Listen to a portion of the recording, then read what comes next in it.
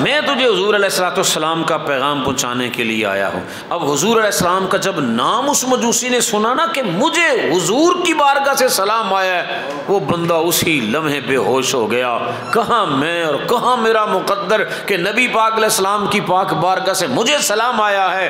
اب ہوا یہ، وہ کہتا ہے جو ہی انہیں ہوش آیا تو نبی کریم علیہ السلام کا کلمہ پڑھا، بس کلمہ شہادت پڑھنے کی دیر سی کہ اس مجوسی کی جو اب مسلمان ہو گیا اس کی روح قفص انصری سے پرواز کر گئی۔ عبداللہ بن مبارک رحمۃ اللہ علیہ فرماتے ہیں میں اس کے جنازے میں شامل ہوا، اور جنازے میں کھڑے ہو کر جناب عبداللہ بن مبارک نے 2 باتیں کہی تھیں، ان 2 باتوں کو ذہن میں رکھیں اور اسے سبق کے طور پر لے لو یار۔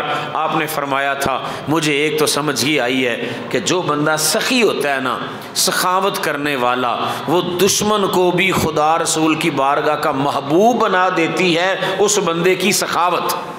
اور دوسری چیز مجھے یہ سمجھ آئی ہے جو حضرت عبداللہ بن مبارک نے فرمائی تھی کہ کوئی بندہ میرے مصطفیٰ کی امت کے ساتھ تھوڑی سی بھلائی بھی کرے نا، حضور کی امت کے ساتھ تھوڑی سی بھلائی بھی کرے نا، میرے نبی علیہ السلام کی عنایات اور رحمتوں کا سمندر اس بندے کی طرف آ جاتا ہے۔ حضور کی رحمتیں اس بندے پہ ضرور سایہ کرتی ہیں جو نبی پاک علیہ السلام کے غلاموں کے ساتھ اپنے دل کو کھلا کر لے، مہربانی والا معاملہ فرمانے والا ہو جائے۔ تو دوستو عزیزو، ہمیں بھی نبی پاک علیہ الصلوۃ والسلام کے اسوہ نور پر عمل کرتے ہوئے اپنے سینوں کو کھولنا چاہیے اور اپنے مزاج کے اندر نرمی پیدا کرنی چاہیے۔ اپنے رشتہ داروں ہمسایوں کے ساتھ ہمیں دیکھنا چاہیے کہ میرے لہجے کی وجہ سے، میرے کسی کڑوے بول کی وجہ سے کسی بندے کا دل دکھنے نہ پائے۔ بس دل تم نہ دکھاؤ، دل کسی کا تم پریشان نہ کرو۔ ماہ مدینہ انشاءاللہ ضرور اپنی رحمتوں سے ہمیں وافر حصہ